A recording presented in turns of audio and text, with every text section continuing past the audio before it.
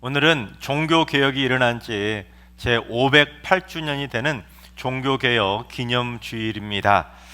사도 바울은 우리가 바로 하나님의 그 성령이 우리 안에 거하시는 살아계신 하나님의 성전이라고 했습니다. 그래서 이곳 성전 안에 지금 그 수많은 성전들이 지금 앉아 계십니다. 믿으십니까? 자, 그렇다면 여러분도 하나님의 성전이라면 종교개혁이 일어나고 무려 508년이나 지났는데 오늘날 우리 마음에 있는 하나님이 거하시는 성전은 과연 얼마나 개혁이 되셨습니까? 여러분, 예수 믿고 얼마나 변화되셨습니까? 여러분, 이처럼 예수님께서 우리를 위해 기꺼이 살과 피를 다 내어주시며 우리를 위해서 죽기까지 낮은 자의 모습으로 이 땅에 내려와 주셨는데, 여러분은 예수 믿고 이 주님의 살과 피를 동참하면서 얼마나 여러분의 마음이 낮은 자의 모습으로 개혁되셨습니까? 얼마나 예수님을 닮아가며 살고 계십니까? 솔직히 우리는 이 자신의 마음 안에 있는 살아계신 성령이 거하시는 내 마음의 성전을 개혁하기보다는 오히려 타인을 향해 개혁을 외치면서 남을 비난하고 정죄할 때가 많이 있지 않습니까? 나는 잘하는데 남은 못한다고 생각하니까 나는 안 바뀌면서 남만 바꾸라고 외치는 겁니다. 실제로 하버드 대학 심리학자인 에밀리 프로닌 교수팀의 연구에 따르면 그 사람들의 실험 대상 사람들에게 어떤 공동의 목표를 하도록 하게 됩니다. 그리고는 어떤 작업에 성과를 내게 되었을 때 그 작업 결과에 대해서 자신이 얼마나 그 작업에 기여를 했는지 평가를 하도록 내렸습니다. 그랬더니 어떤 결과가 나왔냐면 그 성과를 얻은 작업에 자신의 기여도를 평균 53%로 높게 평가하는 반면 다른 사람들이 기여도는 평균 33%로 낮게 평가했다는 겁니다. 쉽게 말해 내가 저 사람보다 더 잘했다는 것이죠. 그래서 그처럼 자화자찬을 하면서 잘 되면 그 모든 것은 다 내 덕이고 못 되면 다 제 탓이라고 남 탓으로 돌리는 겁니다. 더 흥미로운 연구는 그 연구를 이제 부부 대상으로 옮겨서 계속 이어간 겁니다. 그래서 부부들을 모아놓고 부부들에게 이렇게 물은 겁니다. 이 부부들에게 뭘 물어봤냐면 집안일 누가 더 많이 하냐고 물어본 겁니다. 이 자리에도 지금 부부끼리 같이 오신 분 많이 계시는데 여러분은 부부끼리 집안일 누가 더 많이 하십니까? 여러분, 그렇게 물어보면 남편과 아내가 각각 자신이 집안일에 이만큼 기여했다고 퍼센티지를 말하지 않겠습니까? 그러면 몇 퍼센트가 합이 나와야 돼요? 100%가 나와야 아내가 60% 기여하고 남편이 40% 기여했으면 합이 100%가 나와야 되잖아요. 그런데 두 사람의 답을 합치면 평균 120%가 넘었다는 겁니다. 누가 거짓말하는 걸까요? 서로 자기가 집안일 더 많이 한다고 생각하니까 합이 100%가 나와야 되는데 100%가 넘는 이 기가 막힌 일이 벌어진다는 겁니다. 그처럼 우리는 자신이 한 일을 어떻게든 과대평가하고 남이 한 일은 과소평가하는 경향이 있습니다. 이것이 바로 자기 영광을 구하는 이기적인 삶의 모습이지요. 그처럼 우리는 무의식적으로라도 자신을 늘 항상 삶의 중심에 두고 그리고 모든 것을 자기 관점에서 바라보고 자기 관점에서 해석하고 자기의 만족과 유익을 추구하며 살아갑니다. 그러니 자기 자신은 바뀌지 않으면서 늘 다른 사람으로 바꾸라고, 너 그렇게 하지 말라고 개혁을 외치는 겁니다. 하지만 영국의 역사학자였던 토마스 칼라일이 개혁에 대해서 다음과 같이 정의를 내렸습니다. 개혁이란 다른 사람을 바꾸는 것이 아니라 자기 자신을 바꾸는 용기이다. 즉, 남이 아니라 자신을 먼저 개혁하려는 용기가 있을 때 그 진정한 개혁이 시작이 되는 겁니다. 남이 어떻다고 이러쿵저러쿵 남 평가하고 비난하거나 너 왜 이러냐고, 너 왜 저 모양이냐고 남 탓하는 것보다 나 자신부터 개혁을 이루는 용기를 가져야 그때부터 개혁은 이루어진다는 것입니다. 그런데 2000년 전 고린도 교회도 그처럼 성도들끼리 남을 비난하고 남탓만 하면서 자기밖에 모르는 자기 중심적인 성도들이 많았기 때문에 사도 바울이 그렇게 살지 말라고 개혁을 외친 말씀이 바로 오늘 본문입니다. 자, 그렇다면 우리가 어떻게 살아야 하나님이 기뻐하시는 진정한 개혁을 이룰 수 있는지 배워보도록 하겠습니다. 첫째, 걸림돌이 되지 마시기 바랍니다. 32절을 쉬운 성경으로 봉독합니다. 유대인에게나 이방인에게나 하나님의 교회에 걸림돌 같은 존재가 되지 마십시오. 우리 성경에는 거치는 자가 되지 말라고 번역이 되어 있는데 헬라어로 직역을 하면 걸려서 넘어지게 하지 말라입니다. 지난주에 돌에 대해 말씀드렸는데 남을 실족시키거나 남을 시험 들게 만들어 가지고 남을 넘어지게 만드는 걸림돌이 되지 말라는 겁니다. 근데 바울은 성도들이 그처럼 남을 거치게 하는 걸림돌이 되는 대상을 세 가지로 그렇게 제시를 했습니다. 유대인이든 헬라인이든, 무슨 말이냐면 하나님을 믿는 사람이든 믿지 않는 사람이든 간에, 심지어 예수 그리스도를 믿는 하나님의 교회에서든지, 즉 성도들끼리도 누구에게든지 걸림돌이 되지는 말라는 것입니다. 우리가 하지만 세상에서 이렇게 살 때가 있지 않습니까? 세상에서는 많은 사람들의 존경을 받는 디딤돌로 사는 겁니다. 김 사장님, 이 부장님하고 사람들이 막 좋아하고 따르는 그런 세상 사람들에게는 인정을 받는데, 교회 안에만 들어오면 많은 사람들하고 부딪혀서 실족하게 하는 걸림돌이 되는 겁니다. 또 반대도 있죠. 세상에서는 걸림돌처럼 가는 곳마다 좌충우돌하며 거침없이 부딪히며 싸우고 다니는데, 어떻게 교회만 딱 오면 완전히 바뀌어가지고 언제 그랬냐는 듯이 천사처럼 디딤돌이 되고 있는 겁니다. 그런데 바울은 그처럼 이중적인 삶을 살지 말라는 겁니다. 세상에서든 교회에서든 하나님을 믿든 믿지 않든 언제 어디서든 누구에게나, 심지어 이 교회 안에서조차 서로에게 걸림돌처럼 거치는 자는 되지 말라는 것입니다. 특별히 바울이 이처럼 고린도 교회를 향해 이런 권면을 했던 이유가 있었는데, 당시 성도들이 우상에게 바쳤던 제사 음식을 먹는 비본질적인 음식 문제로 심각한 갈등을 빚으면서 서로를 비난하며 싸웠던 겁니다. 믿음이 강한 사람들은 아니 그게 뭐가 문제냐, 하나님이 주신 음식은 감사로 먹으면 버릴 것이 없다면서 그 우상에게 바쳐졌던 그 고기와 제물들 거침없이 막 먹은 겁니다. 그러자 믿음이 약한 사람들이 그 모습을 보고는 아니 저거 우상 숭배 아니냐고, 어떻게 예수 믿는 사람이 우상에 벽에 바친 제물 먹을 수 있냐고 막 비난하는 겁니다.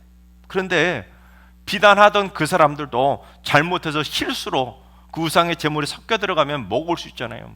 먹으면 자기들은 먹어놓고는 꼭 참는 거예요. 남 뭐라고만 할 줄 알았지 자기들에 대해서는 꼭 입을 닫는 겁니다. 그처럼 고린도 교회 성도들의 비본질적인 먹는 문제로 서로를 시험에 들게 만드는 걸림돌이 되었던 겁니다. 서로 자기들만 맞다고 우긴 겁니다. 때로는 실수로 자기가 잘못해도 그건 얼렁뚱땅 넘어가고 어떻게든 남의 허물만 찾아내서 헐뜯었던 겁니다.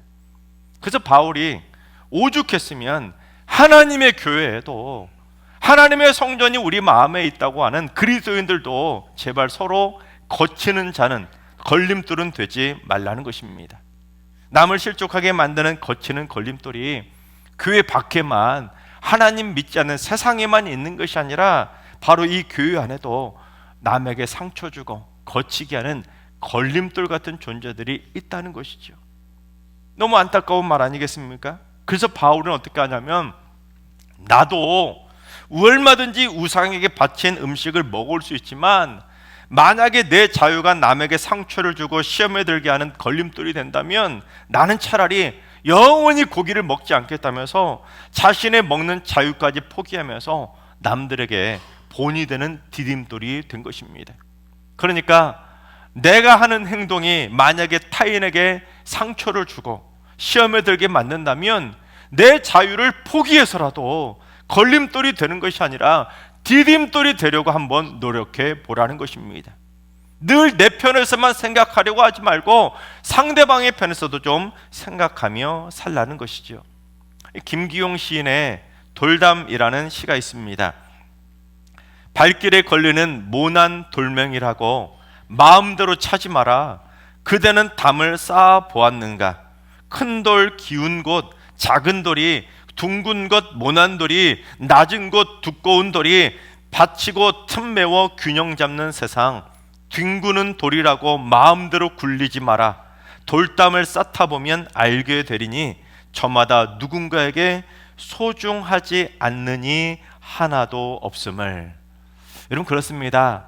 이 세상에는 지금 이 자리에 계신 여러분 중에도 소중하지 않는 분 하나도 없습니다. 그런데도 이 사람 저 사람이 어떻게 삽니까? 내 마음에 안 든다고 함부로 걷어차며 걸림돌 취급을 하고 있는 것이죠. 즉, 남들을 걸림돌 취급하며 거치는 자가 되지 말고 오히려 내가 먼저, 내가 걸림돌 되고 있지 않는가? 스스로 한번 균형 잡힌 생각을 해보고 남의 입장에서 좀 생각해보고 이 돌도 받쳐주고 저 돌도 메꿔주고 그 모든 공동체의 돌담이 굳건하게 세워져 갈 수 있도록 균형을 잡는 디딤돌이 되라는 것입니다. 우리 옆 사람과 인사하겠습니다. 걸림돌이 되지 말고 디딤돌이 됩시다. 바라옵기는 우리 모두 일평생 거치는 걸림돌이 되지 말고 디딤돌이 되어서 우리 모두 자신을 먼저 바꾸는 삶의 개혁을 꼭 이루게 되시기를 주님의 이름으로 축원합니다. 둘째, 많은 사람의 유익을 구하시기 바랍니다. 33절을 봉독합니다. 나와 같이 모든 일에 모든 사람을 기쁘게 하여 자신의 유익을 구하지 아니하고 많은 사람의 유익을 구하여 그들로 구원을 받게 하라. 바울은 자신 있게 말하기를 나와 같이 나를 따라하라는 겁니다. 그래서 나처럼 모든 일에 모든 사람을 기쁘게 해보라는 겁니다. 어떻게 해요?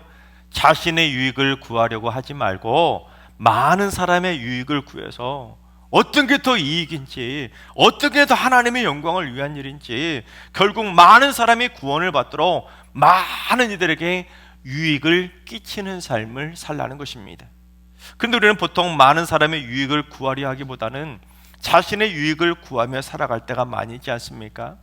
이런 예로 어떤 모임 시간이나 모임 장소나 먹는 메뉴를 정할 때 여러분은 가급적 남을 위해 양보하십니까?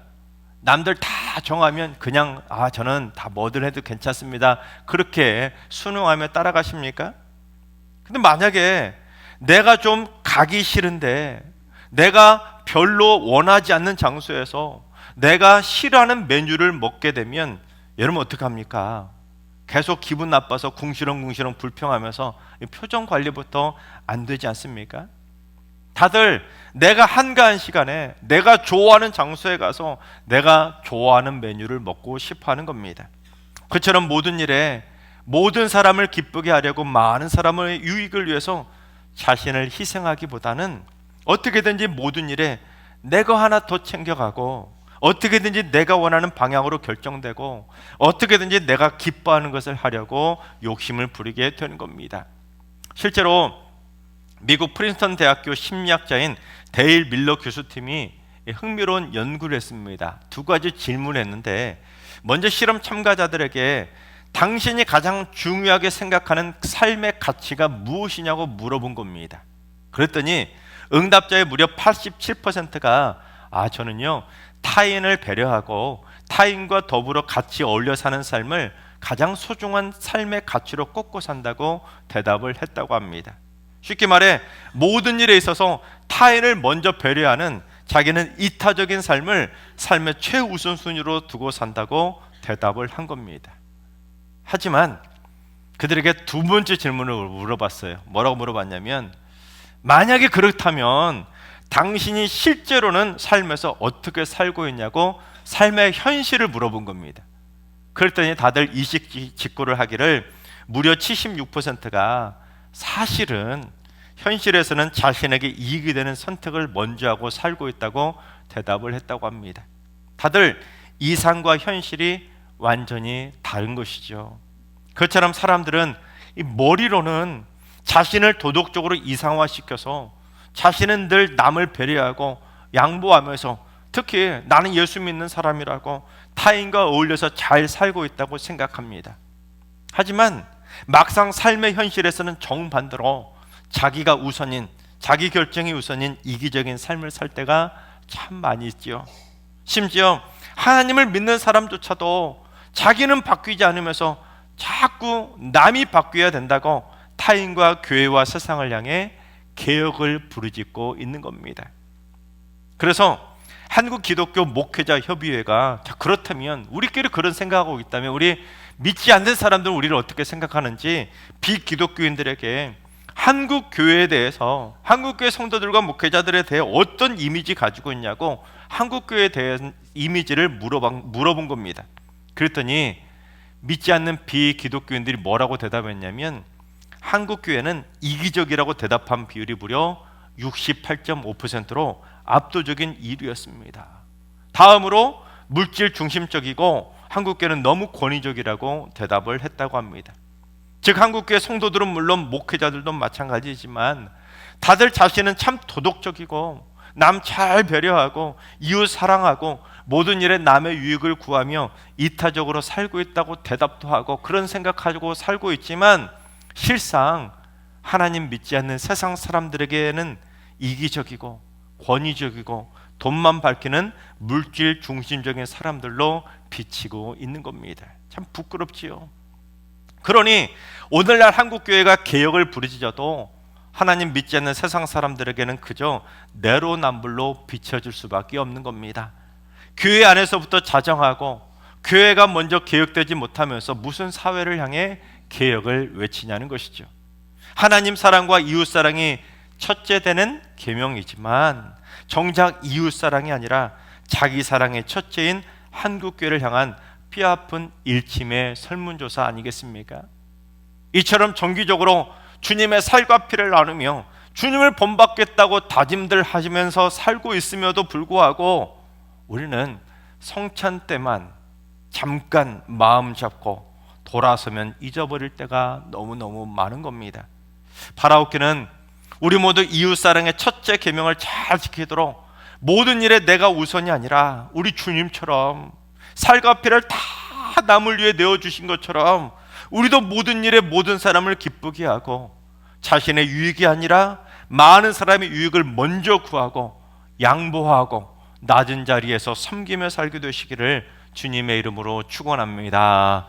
셋째는 무슨 일이든지 하나님의 영광을 위해 사시기 바랍니다. 31절을 봉독합니다.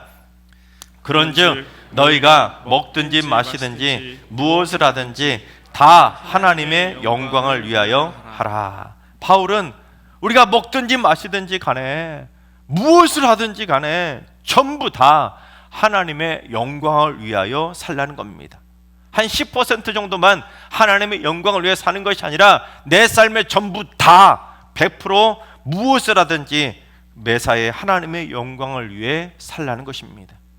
여러분, 오늘이 종교개혁 기념주일인데 개혁도 마찬가지입니다. 뭔가 거창한 구호나 웅장한 선언에서 시작된 것이 아닙니다. 아침에 일어나서 이를 닦으면서도 아침밥 먹고 물 한 잔 마시고 출근길에 지하철에서도 사무실 책상 앞에 앉아서도 사무실에서 커피 한 잔 마시면서도 삶의 매 순간마다 무엇을 하든지 하나님의 영광을 위하여 선택하고 행동할 때 그게 바로 하나님의 영광을 위한 진정한 개혁이라는 것입니다. 여러분 혹시 그리피스 조이너라고 기억나십니까?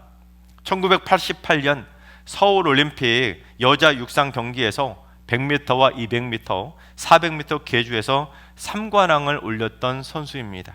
그때 10손가락에 네일아트를 진하게 하고 화장도 진하게 하고 긴 파마머리를 막 휘날리면서 달렸던 그 화려했던 그녀의 모습 기억하신 분들 꽤 계실 겁니다. 그리피스 조이너가 당시 88 서울올림픽에 세웠던 100m 10초 49의 세계 기록과 200m 21초 34의 세계 기록은 지금 무려 37년이나 지났는데도 지금까지도 깨지지 않는 불멸의 기록으로 남아있을 정도로 전설적인 육상 선수입니다. 그런데 그날 100m 결승전에서 금메달을 획득한 후에 수많은 취재 경쟁이 벌어졌는데 미국 MBC 방송의 기자가 그리피스 조이너에게 무엇을 생각하며 달렸냐고 물어본 겁니다. 그랬더니 그녀가 활짝 웃으면서 뭐라고 대답했냐면, 제가 달리면서 무슨 생각했냐고요? 저는 하나님께 영광 돌릴 걸 생각하며 달렸습니다. 기가 막히죠. 달리는 것 하나조차도 하나님의 영광을 위해 살았기에 37년이 지난 지금도 깨지지 않는 전설 같은 대기록을 세울 수가 있었던 것입니다. 심지어 남편도 올림픽 3단 뛰기 금메달리스트이고 시누이도 멀리뛰기 금메달리스트로 육상 명문 집안인데 서로 시합할 때가 있으면 기도로 응원하고 온 가족이 다 같이 하나님의 영광을 위해 살았을 정도로 믿음이 좋은 독실한 기독교 집안이었다는 겁니다. 그처럼 우리가 무엇을 하든지 하나님의 영광을 위해 살아야 되는데 히브리어로 영광이라는 단어가 카보드입니다. 카보드. 근데 카보드가 원래는 영광이라는 단어보다는 무게, 질량이라는 뜻을 가지고 있습니다. 자, 그렇다면 하나님의 무게를 위해서 살라? 질량을 위해서 살라? 이게 무슨 말이겠습니까? 즉 하나님의 영광을 위해 산다는 것은 하나님의 존재와 성품, 그리고 하나님의 말씀과 계명이 내 삶에 강한 무게감을 느끼며 살라는 것입니다. 하나님의 존재를 무시하거나 하나님의 말씀과 계명을 가볍게 생각하는 것이 아니라 하나님의 존재와 말씀이 내 삶의 가장 중심이 되고 그 중심이 되는 하나님의 말씀을, 하나님의 존재를 가장 중요한 가치로 여기고 내 삶의 모든 결정의 기준이 되는 것이 바로 하나님이 되어야 하나님의 가장 내 인생의 중요한 가치가 되는 것입니다. 과학 용어 중에 질량이 큰 물체가 주변의 모든 것을 자신에게로 끌어당기는 자연현상을 뉴턴의 만유인력의 법칙이라고 합니다. 태양도 엄청난 질량을 갖고 있기 때문에 지구를 포함한 태양계의 모든 행성들을 자신의 궤도 안에 끌어당기며 붙들고 있기 때문에 그 많은 행성들이 태양계를 벗어나지 않고 늘 태양 주위를 맴돌고 있는 겁니다. 이런 마찬가지입니다. 우리가 삶 속에서 무엇을 하든지 다 하나님께 영광을 돌린다는 것은 하나님에 대해서 태양처럼 무게감을 가지라는 겁니다. 그처럼 하나님이 우리 중심에 무게감을 가질 때 우리의 모든 생각과 말과 행동이 자연스럽게 하나님을 벗어나지 않을 수가 있는 것입니다. 그래서 아침에 일어나는 것도 하나님의 영광을 위해서, 출근하는 것도, 일하는 것도, 가족과 대화하는 것도, 이처럼 교회 나오는 것도, 무엇을 하든지 간에 늘 언제나 삶의 모든 것들이 하나님의 말씀과 가치의 그 중력장을 벗어나지 못하고 하나님의 영광을 위하여 살 수 있게 되는 것입니다. 하나님께서 사랑하신 여러분, 종교개혁 508주년을 맞이하면서 우리는 모두 걸림돌이 아니라 디딤돌이 되는 삶을 살아갈 수 있길 바랍니다. 그리고 자신의 만족과 유익을 위한 이기적인 삶이 아니라 모든 일에 모든 사람을 기쁘게 할 수 있도록 많은 사람의 유익을 구하며 이타적인 삶을 살아가시기 바랍니다. 무엇보다 하나님의 말씀을 무시하거나 하나님을 벗어나지 말고 하나님 중심의 무게감 있는 삶을 통해서 우리 모두 무엇을 하든지 내가 먼저 하나님의 영광을 위한 삶의 개혁을 꼭 이루게 되시기를 주님의 이름으로 축원합니다.